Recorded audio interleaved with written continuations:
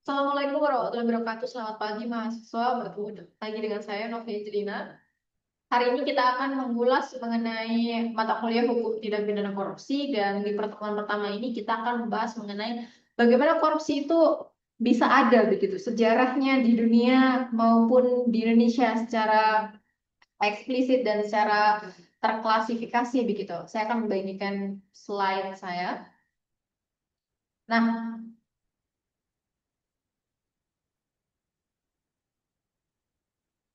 sejarah korupsi di dunia dan di Indonesia.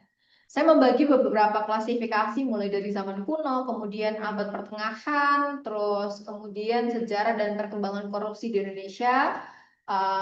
Detailnya ada di PPT selanjutnya. Nah, saya akan membahas mengenai bagaimana kemudian korupsi itu bisa muncul di zaman kuno. Nah, diawali dengan zaman Mesir kuno. Nah, Mesir ini kan merupakan salah satu peradaban pertama yang memiliki sistem birokrasi terorganisasi begitu. Dengan pejabat-pejabat yang bertanggung jawab atas pajak, irigasi, dan logistik pembangunan piramida. Nah, dalam Papyrus Abbott atau waktu itu tuh Papyrus Amherst begitu ya, itu tuh ditemukan catatan penyelidikan terhadap pejabat yang melakukan penggelapan bahan bangunan dan penyuapan. Untuk apa? Untuk menutupi kekurangan logistik Firaun sebagai penguasa tertinggi yang diangkat dewa di bumi. Namun, banyak pejabat itu yang pejabat lokal yang menyalahgunakan statusnya untuk memperkaya dirinya sendiri. Jadi, kasus yang paling sering terjadi adalah soal manipulasi catatan hasil panen untuk mengurangi setoran pajak dan menerima imbalan dari petani. Nah, fenomena ini menunjukkan bahwa sejak awal peradaban korupsi itu sudah muncul sebagai konsekuensi dari sistem kekuasaan yang terpusat. Jadi, korupsi itu di zaman Mesir saja dalam pembangunan piramida itu sudah ada gitu. Nah, terus kemudian pejabat juga menerima hadiah untuk memanipulasi catatan hasil panen gitu kan. Terus rekrutmen tenaga kerja juga. Terus di zaman Babilonia dan Mesopotamia tahun 2000-an sebelum itu tuh peradaban Mesopotamia ini kan meninggalkan salah satu dokumen hukum tertua yaitu Kode Hammurabi kan. Nah, dalam pasal-pasalnya itu terdapat larangan bagi hakim menerima suap dan hukumannya itu berat bagi pejabat yang mengubah keputusan demi keuntungan pribadi. Baik itu apa namanya? Keuntungan untuk menerima hadiah dan lain sebagainya begitu. Ini adalah bentuk awal dari kriminalisasi korupsi dalam hukum tertulis karena ada dalam Kode Hammurabi itu sendiri. Pasal 5 Kode Hammurabi dia menyebutkan bahwa jika seorang hakim menjatuhkan keputusan yang tidak adil dan kemudian terbukti begitu, dia menerima imbalan, maka dia akan dihukum didenda 12 kali lipat dari nilai kasus tersebut. Nah, dengan demikian bahwa hukum kuno ini menunjukkan kesadaran bahwa keadaan publik itu dapat rusak akibat penyalahgunaan kekuasaan dan bahwa korupsi itu mengancam legitimasi negara. Nah, selanjutnya di zaman Yunani dan Romawi kuno itu ada sistem demokrasi Athena atau Athenian demokrasi. Pejabat publik itu dipilih atau diundi dan warga negara itu memiliki hak untuk mengadili mereka melalui mekanisme otrakismos atau pengasingan politik. Nah, namun praktik penyuapan dalam pemilihan pejabat dan pengadilan rakyat atau dikasteria itu menjadi masalah serius karena para filsuf seperti Plato, Aristoteles itu menulis tentang bahaya korupsi terhadap tahanan politik yang adil. Nah, Aristoteles dia bahkan menyebut bahwa korupsi adalah penyakit alami dari setiap bentuk pemerintahan.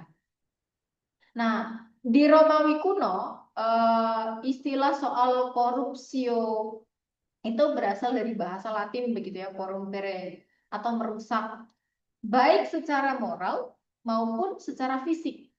Nah, bentuk korupsi yang paling lazim adalah pemerasan pajak itu sendiri dari penyalahgunaan kekuasaan oleh gubernur provinsi.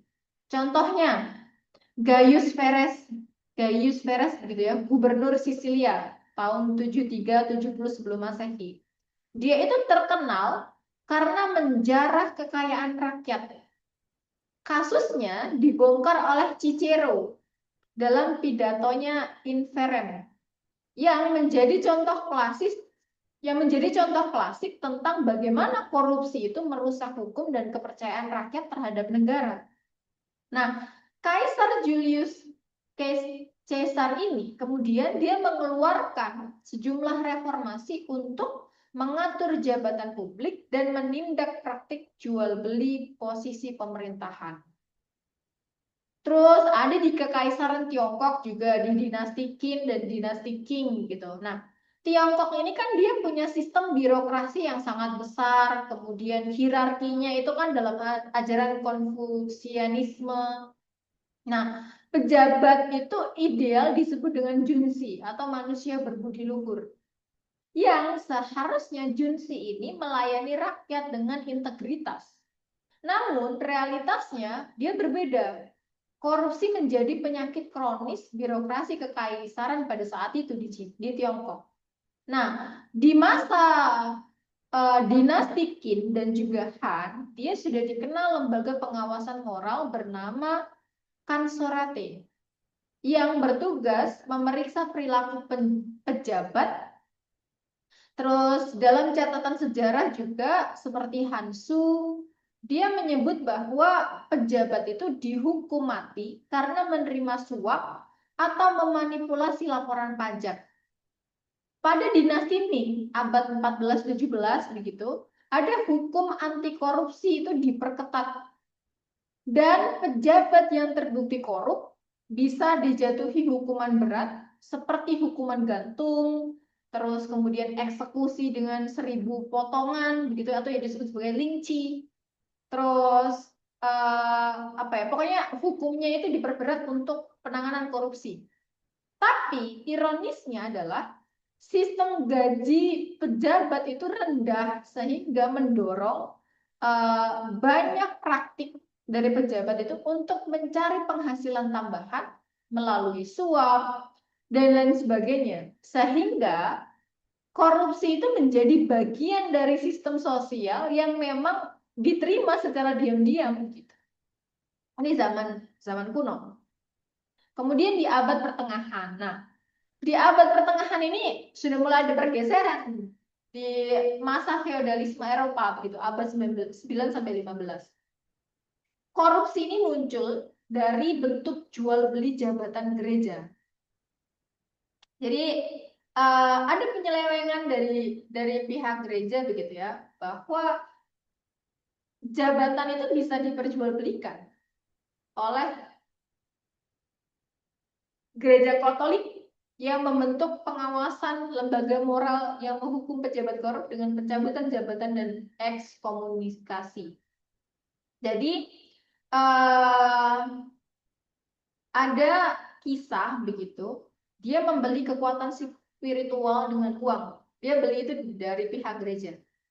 Nah, pejabat gereja ini terutama uskup atau imam, dia punya jabatan dengan cara membayar kepada paus atau kepada pejabat gereja yang lebih tinggi. Tujuannya adalah bukan untuk mengabdi secara religius gitu, tapi untuk memperkaya diri atau meningkatkan kekuasaan dia.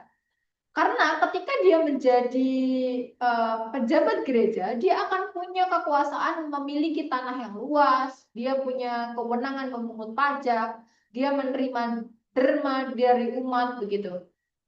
Jadi praktik jual beli ini sudah ada dalam kekuasaan zaman gereja pada saat itu.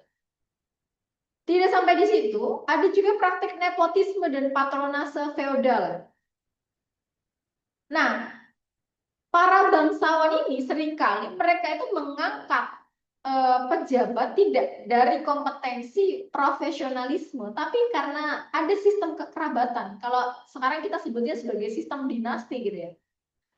Karena ada bentuk kerabat, sekutu politik begitu ya, untuk mempertahankan kekuasaannya dengan mewariskan secara turun-temurun dan dijaga begitu, baik itu melalui pernikahan politik, tidak menggunakan sistem yang sebagaimana mestinya, meritokrasi, profesionalisme, tapi menggunakan sistem kekerabatan atau mempertahankan kekuasaannya gitu. Sistem dinasti. Nah, sehingga birokrasi yang muncul itu adalah birokrasi yang korup karena tidak berlandaskan kepada aspek profesionalisme, kejujuran, dan kapasitas gitu. Karena mereka dipilih inkompetensi. Terus ada pungutan dan pajak ilegal. Nah, pada penguasa feodal itu mereka sering mengenakan pajak tambahan untuk memanipulasi hasil panen yang harus diserahkan oleh petani gitu.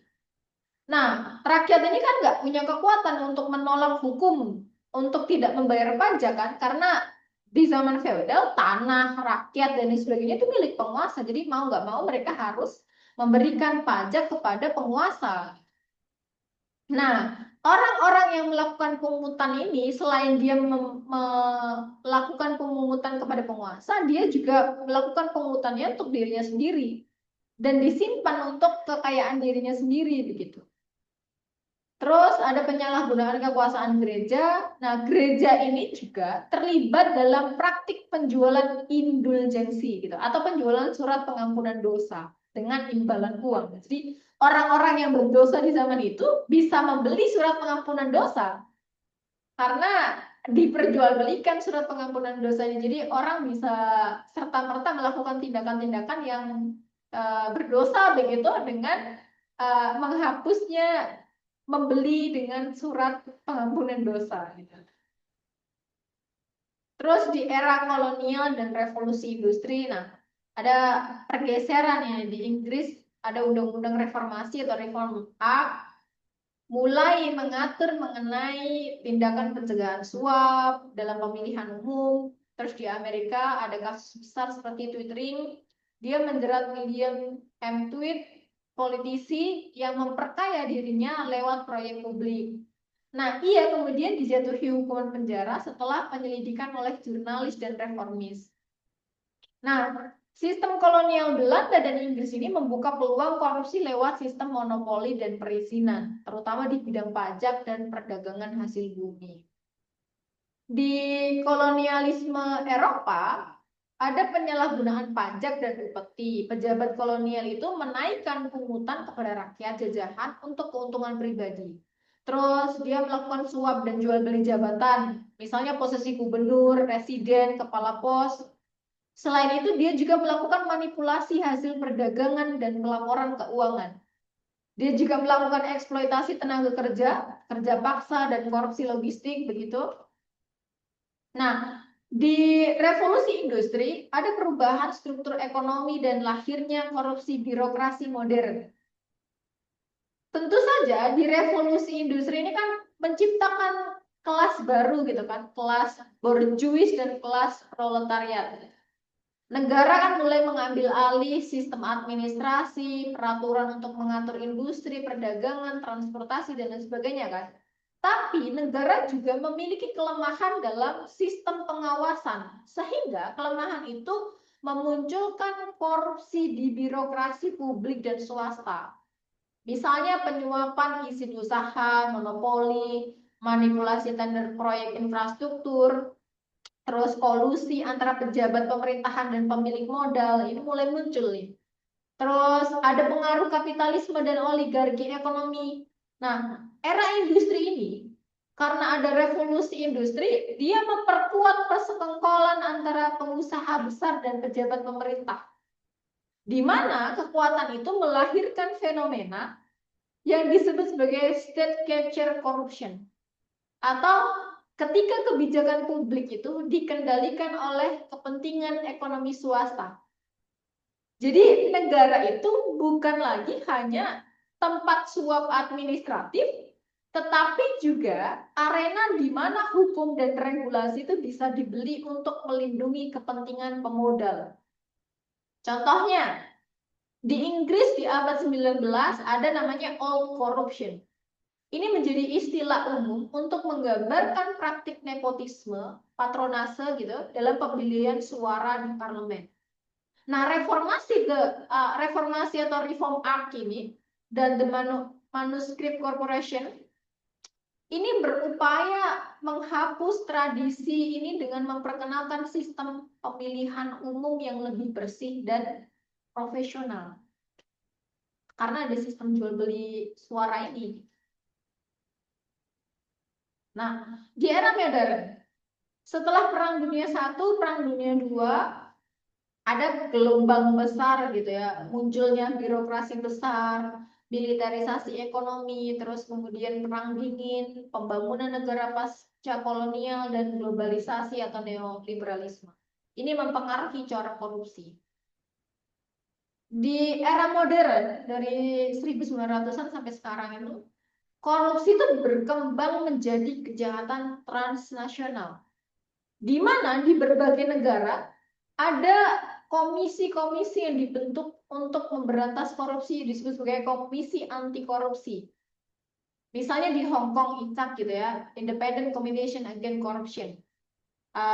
Terus PBB menetapkan United Nations Convention Against Corruption sebagai dasar kerjasama internasional memberantas korupsi. Terus ada Petrobras skandal dan lain sebagainya. Jadi memang korupsi ini sebagai kejahatan transnasional. Nah, bentuk dan pola korupsi di era modern. Korupsi birokratik dan politik, di mana negara itu membangun sistem administrasi publik modern, tapi prosesnya itu seringkali diwarnai politik patronase.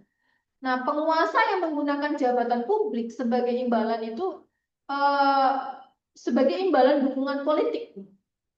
Ada spoil system di Amerika Serikat bahwa jabatan publik itu diberikan kepada pendukung partai. Eropa Timur dan Rusia, ada korupsi di kalangan aristokrat dan birokrat tinggi yang menjadi simbol lemahnya reformasi. Terus kemudian ada campur tangan pribadi dalam urusan politik negara. Ada pejabat kolonial yang memperkaya diri melalui pajak dan konsesi perdagangan. Terus kemudian korupsi ideologis dan pembangunan. Setelah Perang Dunia II, banyak negara baru yang merdeka dari Asia, Afrika, Amerika Latin, sehingga korupsi di era ini juga ikut mengalami perkembangan yang cukup besar. Ada dua bentuk dasar korupsi yang bisa kita lihat. Yang pertama adalah korupsi ideologis di negara sosialis dan otoritarian. Di Uni Soviet, Partai Komunis itu mengontrol seluruh sumber ekonomi. Nah, korupsi yang muncul dalam bentuk penyelewengan sumber daya negara oleh elit partai itu disebut sebagai nomenklatur corruption. Ada contohnya ini di mana keluarga pemimpin Soviet mendapatkan hak istimewa ekonomi besar, itu bertentangan dengan ideologi egalitarian sosialisme. Terus yang kedua, korupsi pembangunan di negara dunia ketiga. Negara-negara pasca kolonial seperti Indonesia, Nigeria, Filipina itu fokus pada pembangunan ekonomi dengan bantuan luar negeri. Tapi lemahnya institusi hukum ini menyebabkan dana bantuan dan proyek publik itu seringkali diselewengkan. Nah, Filipina terjadi korupsi besar-besaran untuk memperkaya secara pribadi gitu ya, mencapai lebih dari 10 miliar USD hasil dari penjarahan APBN saja itu. Terus Nigeria, ada penyalahgunaan pendapatan minyak di Indonesia, KKN dilembagakan melalui konglomerasi kroni dan yayasan keluarga presiden. Ini banyak bentuk-bentuk pembangunan sistem korupsi pembangunan di dunia gitu. korupsi transnasional dan globalisasi. Nah, sekarang kita memasuki era globalisasi, bahwa korupsi itu tidak lagi terbatas pada wilayah negara. Dia berkembang menjadi kejahatan lintas batas negara atau yang disebut sebagai transnational crime dengan karakteristik yang cukup baru. Misalnya, suap lintas negara oleh perusahaan multinasional, kemudian money laundering, terus sistem perbankan internasional, melalui transfer aset hasil korupsi ke negara-negara suaka pajak, gitu ya, tax haven countries. Contohnya, ada kasus secara global, skandal Siemens gitu di Jerman. Perusahaan multinasional ini membayar suap besar di lebih dari 12 negara untuk memenangkan kontrak. Ada banyak contoh-contohnya. Nah, kita beranjak di Indonesia. Bagaimana sejarah dan perkembangan korupsi di Indonesia itu sendiri? Kita berangkat dari masa kolonial, gitu. Bahwa korupsi itu sudah ada di zaman VOC. Jadi pejabat VOC itu seringkali menyalahgunakan kekuasaannya untuk memperkaya diri dari perdagangan rempah-rempah di Indonesia. Gubernur Jenderal Van Imhoff gitu, itu bahkan mengakui bahwa korupsi di VOC itu sangat sulit diberantas karena sudah menjadi budaya organisasi. Nah, sanksi hukumnya, pejabat VOC yang tertangkap itu bisa dipecat, dipenjara, atau dikembalikan ke Belanda. Tapi hukum itu hanya ditegakkan di level bawah, pejabat-pejabat bawah. Sementara pejabat elitnya, VOC itu jarang sekali tersentuh. Masa kolonial di Indonesia ini dibagi menjadi 3, Portugis dan Spanyol, kemudian VOC atau Kompani Belanda, terus masa Hindia Belanda di bawah pemerintahan kerajaan Belanda. Kita akan bahas lebih lanjut. Di era Portugis, pejabat koloni itu seringkali meminta upeti dari penguasa lokal untuk mendapatkan izin berdagang. Jadi ada praktik penggelapan hasil rempah itu oleh kapten kapal dan gubernur benteng, yang kemudian dijual secara diam-diam di pasar gelap. Nah, di zaman itu tidak ada sistem pengawasan terpusat. Penguasa lokal, misalnya gubernur di Malaka gitu ya, dia punya kekuasaan absolut dan cenderung menyalahgunakannya. Kita lihat beberapa sumber sejarah itu mencatat bahwa Gubernur Malaka, Duarte Kolho, dan pejabat bawahannya dituduh menyelewengkan pendapatan koloni dan berdagang secara pribadi menggunakan kapal kerajaan. Hukuman pada masa itu bersifat moral dan administratif, misalnya pemecatan, dipulangkan ke Lisboa, dan lain sebagainya. Terus era VOC tadi penyalahgunaan wewenang jabatan, suap persekongkolan politik lokal, pungutan liar terhadap rakyat pribumi dalam bentuk pajak maupun kerja paksa gitu ya. Dia melakukan markup logistik militer juga dan penggelembungan harga kapal, senjata, pembekalan gitu. Ini ada beberapa contoh kasus besarnya. Kasus Cornelis Spelman yang memperkaya dirinya melalui kontrak dagang pribadi di Makassar, tapi tidak pernah dihukum dan dianggap berjasa pada ekspansi VOC. Terus kasus Gubernur Jenderal Van Imhoff, ada praktik nepotisme dan manipulasi harga komoditas. Kemudian di Batavia juga ada pungutan dari pedagang lokal untuk izin berdagang aman. Nah, di era Hindia Belanda, ada penyalahgunaan pajak dan kerja rodi juga, bupati pribumi yang bekerja untuk pemerintah kolonial, kemudian ada sistem tanam paksa, kolusi pejabat Eropa dengan bangsawan lokal, dan nepotisme kolonial, di mana jabatan itu diberikan berdasarkan kedekatan rasial dan koneksi sosial, bukan karena kompetensi.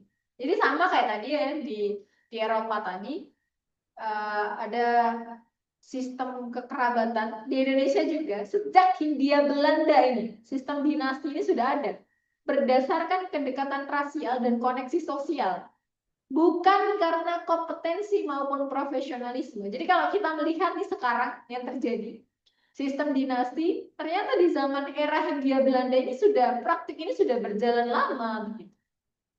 Ada kasusnya Edward Dekker yang menolak sistem suap dan penyalahgunaan kekuasaan oleh pejabat pribumi, dia dipecat gitu.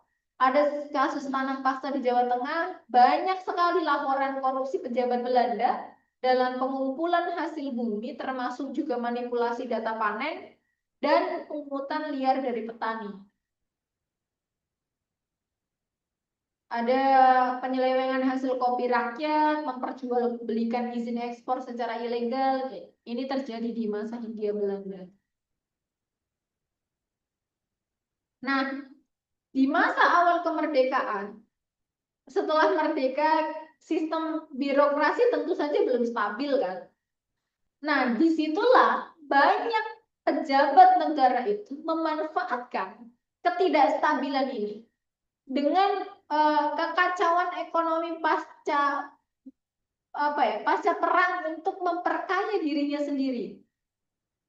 Misalnya, kasus korupsi bahan bakar 1948 di Kementerian Pertahanan dan kasus penyelewengan beras. Memang sudah ada langkah hukumnya begitu ya, tapi hasilnya itu masih terbatas. Nah, setelah Belanda pergi, Indonesia menghadapi kekosongan dalam sistem ekonomi, banyak aset Belanda ini dinasionalisasi. Tetapi pengelolaannya itu tidak transparan.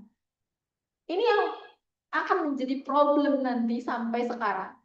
Pejabat pemerintah, militer, dan pengusaha itu seringkali memanfaatkan situasi ini untuk memperoleh keuntungan pribadi. Ini korupsi ekonomi dan perdagangannya. Jadi banyak sekali terjadi penyelundupan barang impor dan ekspor karena pengawasannya lemah, melalui manipulasi devisa, terus kemudian ekspor hasil bumi, penyalahgunaan lisensi impor gitu. Terus kemudian yang paling gong adalah korupsi militer dan politik. Setelah revolusi fisik berakhir, militer ini memegang peran penting dalam politik dan ekonomi nasional. Tapi karena sistem akuntabilitas itu belum mapan, beberapa kelompok militer membentuk jaringan ekonomi informal untuk membiayai operasi mereka. Ciri-cirinya adalah penguasaan aset ex Belanda oleh perwira TNI tanpa mekanisme hukum yang jelas, penjualan senjata atau logistik perang untuk kepentingan pribadi, pembentukan badan usaha militer tanpa pengawasan negara. Kasus nyatanya ada dua ini. Kasus penyelewengan dana divisi Siliwangi, laporan sejarah itu menunjukkan sebagian dana militer digunakan di luar kendali pemerintahan pusat. Kasus perwira terlibat dalam perdagangan gelap di Sumatera, operasi ekonomi militer digunakan untuk kepentingan kelompok tertentu. Dan korupsi dalam birokrasi dan administrasi publik. Ya, karena warisan sistem kolonial gitu kan, menyebabkan birokrasi Indonesia ini tetap bersifat patrimonial. Jadi pejabat birokrasi itu sering menggunakan jabatan sebagai sumber penghasilan tambahan. Praktiknya ada uang pelicin untuk membuat administrasi publik gitu kan. Jadi jangan kaget kalau misalnya ada uang pelicin dalam pembuatan KTP dan sebagainya, karena praktik ini sudah ada gitu, uang pelicin. Nepotisme dalam rekrutmen pegawai negeri, penyalahgunaan dana bantuan sosial dan subsidi pangan. Kasus nyatanya, kasus bantuan pangan di masa pemerintahan Soekarno, itu banyak dana distribusi beras dan kebutuhan pokok tidak sampai ke rakyat, tapi bocor di tingkat pejabat lokal. Terus korupsi ideologis dan partai politik ditandai dengan banyaknya partai politik dan pergantian kabinet yang cepat. Korupsi politik ini berkembang melalui jual beli pengaruh dan jabatan. Bentuknya apa? Berupa penyelewengan dana partai dan dana publik untuk kepentingan kampanye. Kolusi antara pengusaha dan partai dalam pembagian proyek pemerintahan. Terus pengangkatan pejabat berdasarkan loyalitas publik bukan integritas. Ini kasus nyatanya ada proyek mobil nasional, lisensi impor antar partai begitu. Terus ini sejarah dan perkembangan korupsi di Indonesia Orde Lama. Ada masalah serius dalam pemerintahan Presiden Soekarno. Ada kasus tadi korupsi migas dan impor tekstil yang melibatkan pejabat tinggi BUMN. Peraturan penguasa militer itu diterbitkan untuk mengusut korupsi di sektor keuangan negara. Tapi penanganan hukumnya, militer itu diberikan kewenangan menindak koruptor, termasuk dengan penahanan tanpa proses pengadilan normal. Praktik umumnya di zaman ini, periode ini, ada proses pengalihan aset negara kepada kroni politik. Selain itu, terjadi penyalahgunaan dana BUMN dan hasil ekspor. Sekaligus terjadi praktik-praktik memberikan izin impor atau ekspor dengan imbalan politik atau uang, serta terjadi praktik manipulasi anggaran pembangunan yang cukup signifikan. Nah, di Orde Lama, kita bicara mengenai korupsi birokratik dan ekonomi negara, militer, politik, dan ideologis. Sebenarnya tidak jauh beda dengan Orde Lama maupun pasca kemerdekaan ya. Karena hampir semua sektor ekonomi itu melalui nasionalisasi perusahaan Belanda itu dikuasai oleh pemerintahan Orde Lama. Tapi pengelolaan aset itu tidak secara profesional dan rawan terjadi penyimpangan. Misalnya dalam korupsi militer ya, khususnya Angkatan Darat itu memperoleh banyak sekali sumber penghasilan ekonomi setelah terjadi nasionalisasi perusahaan Belanda, di mana banyak sekali perwira tinggi mengelola perusahaan negara dan proyek perdagangan untuk membiayai kegiatan politik dan operasi militer. Sekaligus dalam korupsi politik ya, itu menandai berubahnya korupsi menjadi alat patronase politik. Soekarno kan menggunakan jabatan, proyek, dan izin ekonomi untuk mempertahankan loyalitas pejabat dan militer kan, kontrol partai, membangun dukungan terhadap ide revolusi. Nah, ideologi revolusi ini banyak sekali pejabat itu menggunakan jargon politik untuk menutupi penyalahgunaan wewenang demi revolusi atau demi untuk kepentingan rakyat yang seringkali digunakan untuk melegitimasi tindakan ilegal mereka dalam pengumpulan dana revolusi oleh pejabat daerah maupun pusat itu tanpa akuntabilitas. Jadi pungutannya memang sukarela, ada pegawai negeri maupun rakyat ya. Tapi penggunaan dana negaranya itu untuk propaganda politik.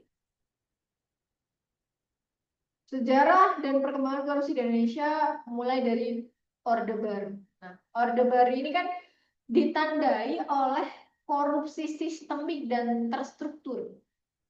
Jadi korupsi itu tidak hanya dilakukan oleh pejabat, tetapi juga melibatkan keluarga presiden hingga kroni bisnis maupun pejabat BUMN. Ini kasus-kasusnya ada Pertamina, kemudian Yayasan Amal Bakti Muslim Pancasila, terus dan lain sebagainya.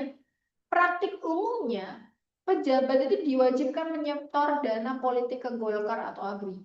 Ada pengangkatan jabatan didasarkan pada kedekatan, bukan profesionalitas, dana proyek dikorupsi melalui markup, anggaran dan kontrak fiktif. Ini kurang lebih praktiknya sama, mulai dari kemerdekaan sampai Orde Lama hingga Orde Baru. Nah, korupsi struktural dan institusional.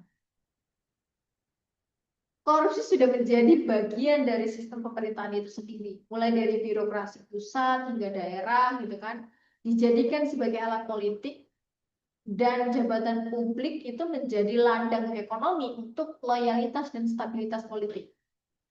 Tadi ini sama, terus kemudian korupsi politiknya ada dana politik yang masuk melalui partai-partai, kampanye, terus kemudian stabilitas pemerintahan diambil dari APBN, BUMN, dan sumbangan pengusaha. Kasus nyatanya kita bisa lihat seperti Bob Hasan, Salim Group yang memperoleh fasilitas eksklusif gitu melalui hubungan personal dengan keluarga presiden sebagai imbalan mereka untuk menyumbang ke partai dan proyek sosial yang dikendalikan oleh Yayasan Presiden.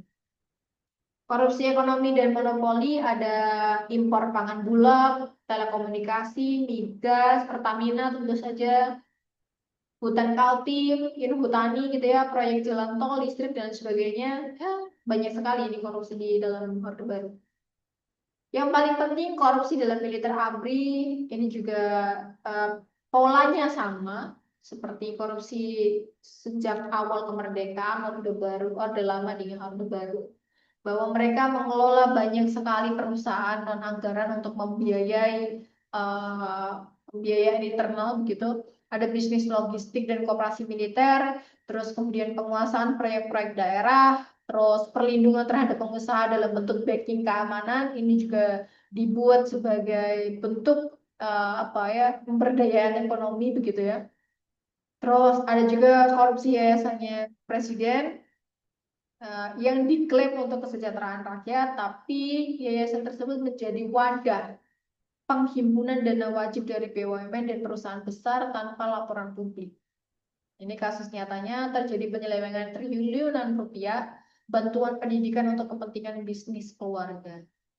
Nah, Mahkamah Agung 2015 menyatakan bahwa yayasan ini bersalah dan harus mengembalikan dana ke negara. Masa reformasi sampai sekarang ini membuka babak baru begitu ya, karena reformasi terjadi pergeseran kebebasan yang cukup signifikan. Terus kemudian muncul undang-undang baru, undang-undang tentang tipikor yang menjadi dasar landasan kita bersama dalam menangani tindak pidana korupsi di Indonesia, Undang-Undang Nomor 31 Tahun 1999.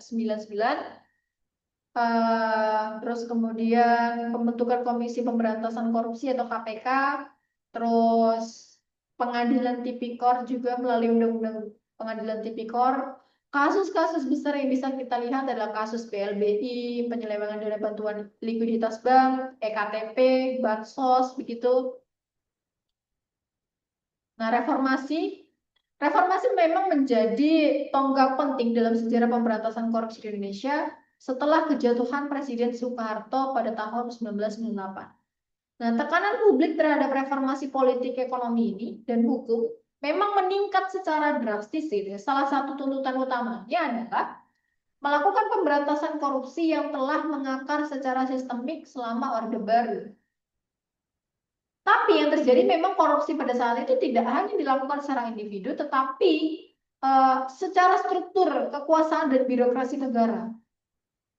Terus di zaman Presiden Habibie mulai terjadi pembenahan kelembagaan dengan mengesahkan undang-undang tentang penyelenggaraan negara yang bersih dan bebas dari KKN gitu ya, menjadi landasan etik dan hukum bagi pejabat publik untuk menjauhi praktik-praktik korupsi dan kolusi maupun nepotisme gitu.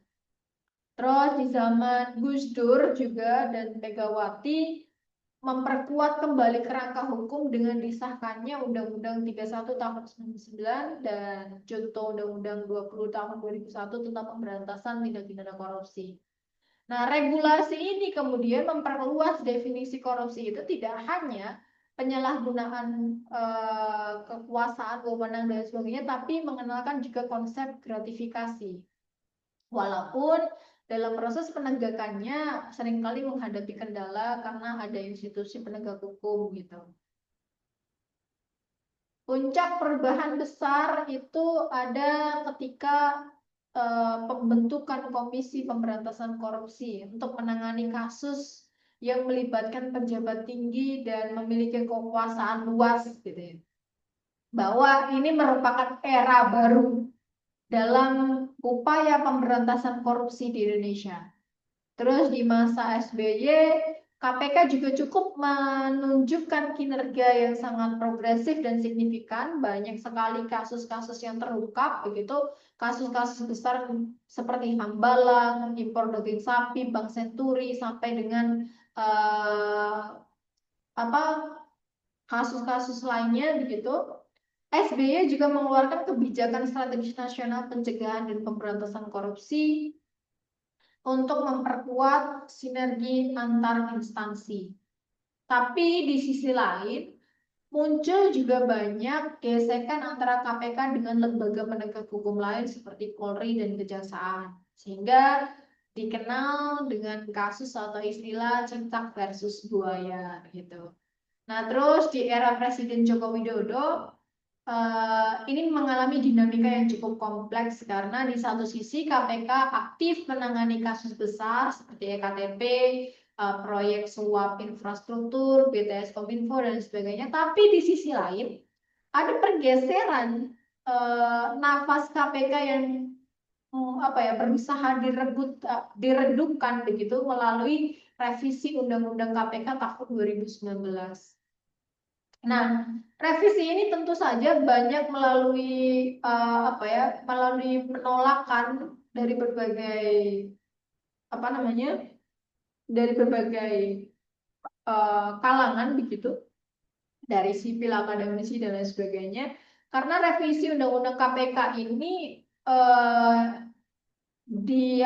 diartikan sebagai upaya pelemahan instansi KPK dalam melakukan penegakan hukum penindakan kasus korupsi di Indonesia. Nah, revisi ini tentu saja mengubah status KPK yang menjadi lembaga di bawah eksekutif dan membentuk Dewan Pengawas KPK yang nantinya ini akan mempengaruhi kerja-kerja KPK begitu dalam independensi maupun dalam integritas KPK itu sendiri. Nah, secara sosial memang kesadaran publik terhadap bahaya korupsi itu meningkat. Datanya banyak begitu di ICW dan lain sebagainya. Tapi juga pola korupsi itu mengalami perkembangan juga yang semula bersifat konvensional seperti penggelapan, ini juga merambah ke dalam bentuk korupsi digital, pengadaan berbasis teknologi, politik uang dalam pemilu dan pilkada, begitu kan? Nah, di dalam konteks hukum, tindak pidana korupsi itu atau pengadilan tipikor memang diatur dalam Undang-Undang 46 tahun 2009. Dia memainkan peran penting dalam mempercepat proses peradilan kasus korupsi, tapi tantangan besarnya adalah tetap ada bentuk putusan ringan, perbedaan tafsir hukum, minimnya efek jerah bagi pelaku korupsi, begitu kan? Nah, di masa pasca reformasi hingga kini, kita mengalami kemajuan kelembagaan dan kesadaran hukum, tapi korupsi itu masih menjadi persoalan struktural dan kultural. Upaya pemberantasan korupsi itu tidak hanya cukup melalui penegakan represif saja, tapi pendekatan kultural, pendidikan anti korupsi, dan reformasi birokrasi itu butuh secara berkelanjutan agar dapat mengubah paradigma dari penyalahgunaan kekuasaan menuju integritas sebagai budaya bangsa. Itu. Oke, sekian itu materi dari saya, tapi kita akan membahas sedikit mengulas begitu ya, bagaimana ternyata korupsi itu tidak muncul secara tiba-tiba